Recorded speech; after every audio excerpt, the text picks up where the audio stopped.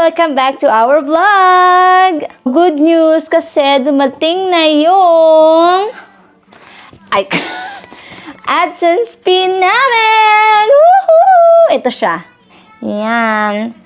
So, dumating siya kanina lang ng hapon. So, pinadeliver ito. Sinend sa amin January 31 and today is February 10. So, 10 days lang and kagad-agad dumating na yung AdSense namin. Ito yung pin.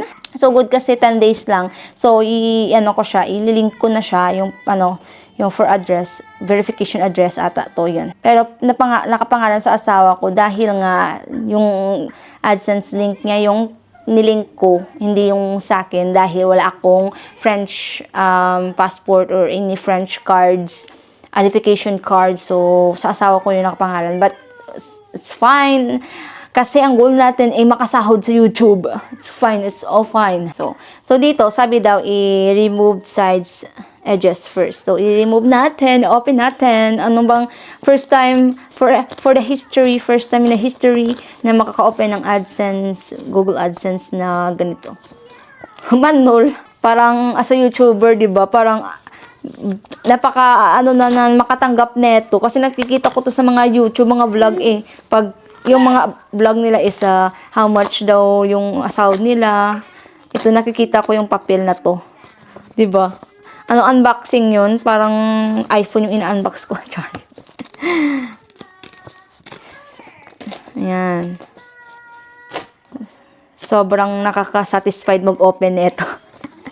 So, ito siya. Ito, La Pousse, France, nakalagay. So, okay. Ito siya. Ito yung mga Pero, kailangan kong i-cover yung number. Kasi, importante ito. So, itong nalabasan niya. So, sabi dito, yung instruction. Ang ganda, no? Parang parang satisfied tignan nyo. Cute. So, sabi dito, Google AdSense, your personal identification card or PIN. Welcome to AdSense or AdSense for YouTube account is not set up to receive payment yet. Please follow the instruction to verify your address. Sign into your AdSense or AdSense for YouTube account. Go to Payments and Verification Check. Enter your PIN and click Submit. Further instruction available here. Please note that we will stop serving ads through your account if you do not use this PIN to verify your address within 4 months. Thanks, Google AdSense team. Oh, wow! Charan! So, ikaw. Iyan na natin. Mag-open account na tayo. Open na natin yung AdSense. Natin. Hello po! Si Chloe nangangaway ka, day. I think I will do it in your computer so that it's much easier. I mean, here na lang. So, ito na siya. So, dito nyo siya ilalagay sa enter pin kasi yan, ilalagay natin siya dito sa enter pin. Parang yan, enter pin. Yung 6-digit number. Ayun na, verification complete. Complete tayo sa verification natin. Oh, wow. Ano na bang next step na ito pagkaagad? Hindi ko alam din talaga. Hello everyone! Mga around 10, manuga 11 na, mag-quarter 11 na. Di pa tulog si Chloe. So, little update pala sa aming AdSense. Diba? Na-receive na namin yung AdSense pin. And then, nilink ko na siya. Is completed na nga. Diba? Nag-tax info na rin yung asawa ko. Sobrang komplikado. Sakit ng ulo ko sa tax info. Sumakit ng ulo ng asawa ko. At least, complete din. Na-submit na ng asawa ko. And US tax info ata yun. USA kasi it says down na it's necessary to fill up the form, something like that, even you are in the other country.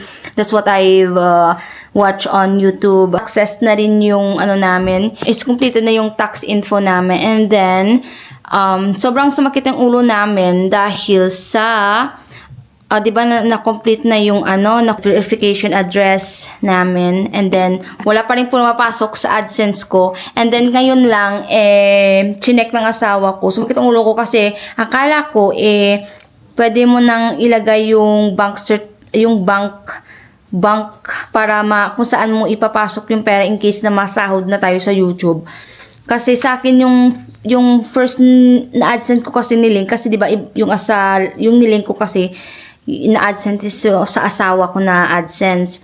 So yun, dun nakalink kasi ako dun sa main AdSense ko talaga. So, ayun, medyo nasakit na ulo ko dahil sabi ko, paano kasi last time nakalink ako ng payment method, ngayon hindi ko mahanap. So, ngayon, pumasok na nga, di ba? Pumasok yung So, pumasok na and then, ito na, meron na tayong kaunting kinikita na euro sa YouTube. Yay! O, di ba? Para may sariling income na din tayo. Kahit na pa-vlog-vlog lang, sumakit yung puwak natin, okay lang yun, kahit para at least diba may income na tayo. So yun, nang nilink na ng para wala nang question yung bank certificate, bank credit card yung sa asawa ko yung nilink para wala nang question, baka kung sa akin baka maraming tanong and medyo baka mahirapan na naman ako, kaya yun. And sabi ng asawa ko, pag nag-transfer na yung pera, i-transfer niya din sa bangko para wala lang problema. Hindi na komplikado, di ba? Hindi naman scam yung asawa ko. So, so yun, success yung success yung may 12.4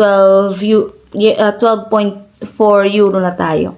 So, sabi daw is, yung threshold ko is 70 euro. So, pwede ako makapag-withdraw or mababang transfer nila if yung pera ko sa YouTube is 70 euro na. So, sabi ni AdSense, magta-try sila mag-send sa asawa ko para, make sure na magsisend talaga yung pera sa bank ng asawa ko. So, yun, success! Yeah! I will buy Chloe's clothes. I will buy Chloe's food when Mama gets my salary. I have 200 more bigger than your, I have more bigger money than you, Mama. I have 200 euro in the government. Mas malaki pa yung sahod ni Chloe every month kaysa sa akin. Chloe's salary is more bigger than mine. Yeah. Kasi dito sa France, pag may anak ka, meron talagang may kinukuha yung anak mo. So, grabe talaga yung dito sa France.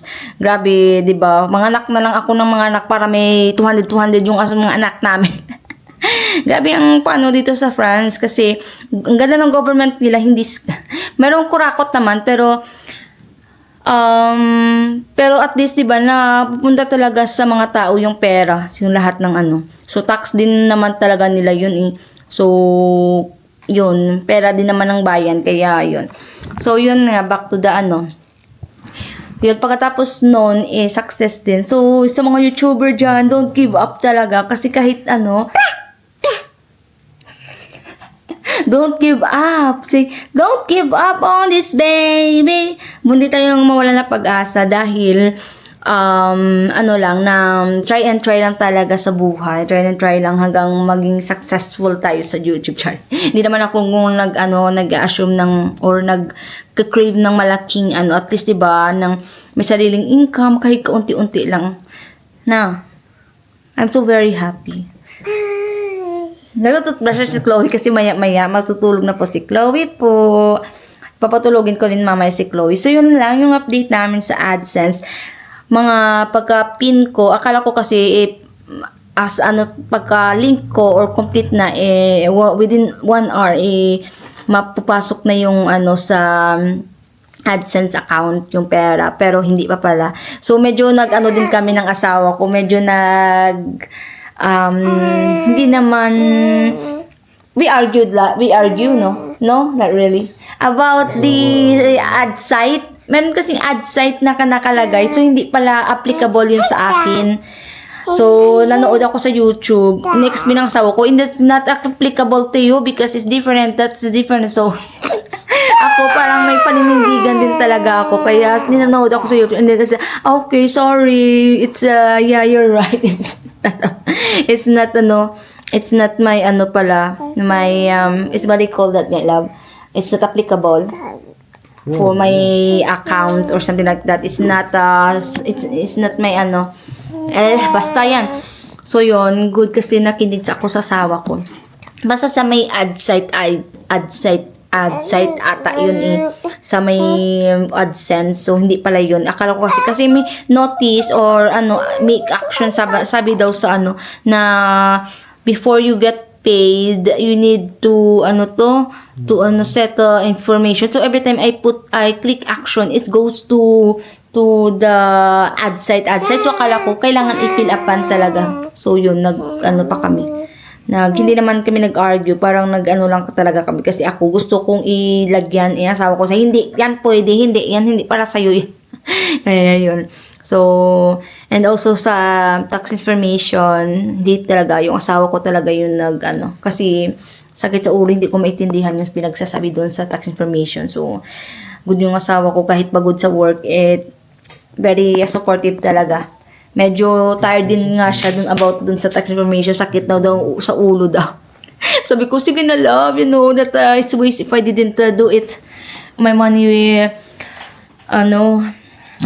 will be waste if I didn't fill up tax information because it's very necessary to fill up that one. So, I asked help from my husband. Si Chloe, naglalaro pa. Yun lang. So wanna share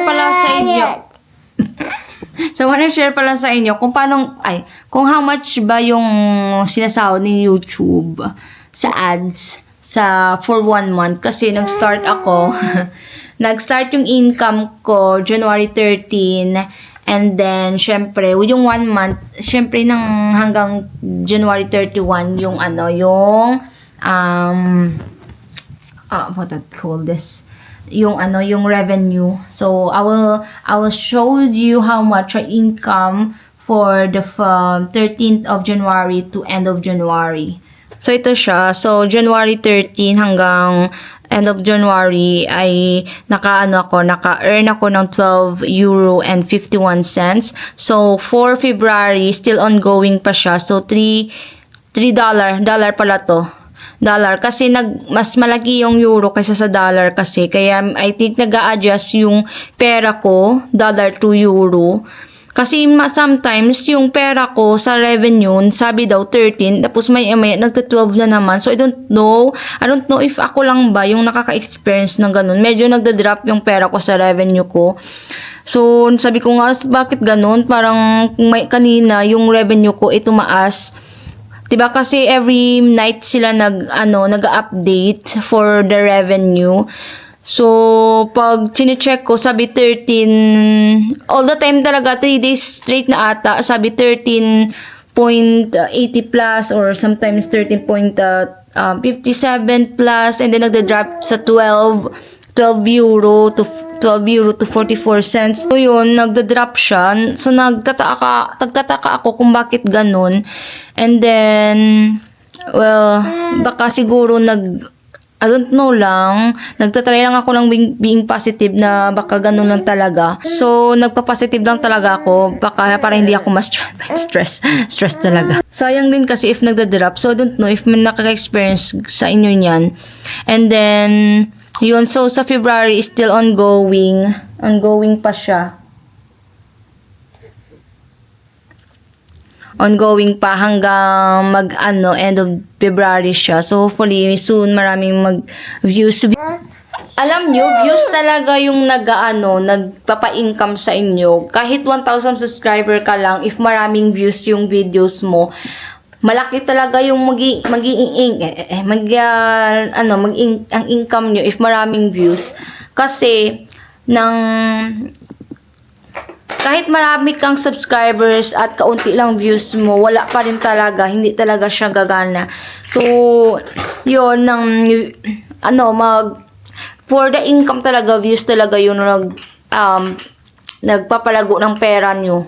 Yun na-notice ko din talaga, views talaga, kahit 1,000 subscriber mo, if marami kang views, papasok talaga malaking pera sa iyo. So, hopefully na soon sa mga YouTuber dyan na nagwi-wait sa kanilang monetization, don't give up mga me and mga sir dyan kasi soon mamamonetize din kayo and makaka-receive din kayo ng paper na AdSense for PIN and yun. Be true lang and mag-grow lang yung YouTube natin na organically. Am I right, love? Like your YouTube will grow organically. You don't need to tell everyone to subscribe to me, to send kasi nakita ko yan kasi na nag-try din na kasi ako niyan. Sinesend ko yung mga link ko sa pero hindi pala yan ng healthy sa YouTube. So let the YouTube suggest it to everyone, and yeah, just do your best. Just be true and keep praying, keep hoping, keep manifesting, claim it na magiging successful ang YouTube natin. I'm wishing for the best. So, yun lang for today's video, mga mi, mga sir, mga everyone, and see you till next vlog. Bye! Good night! Bon nuit, everyone! Cheers!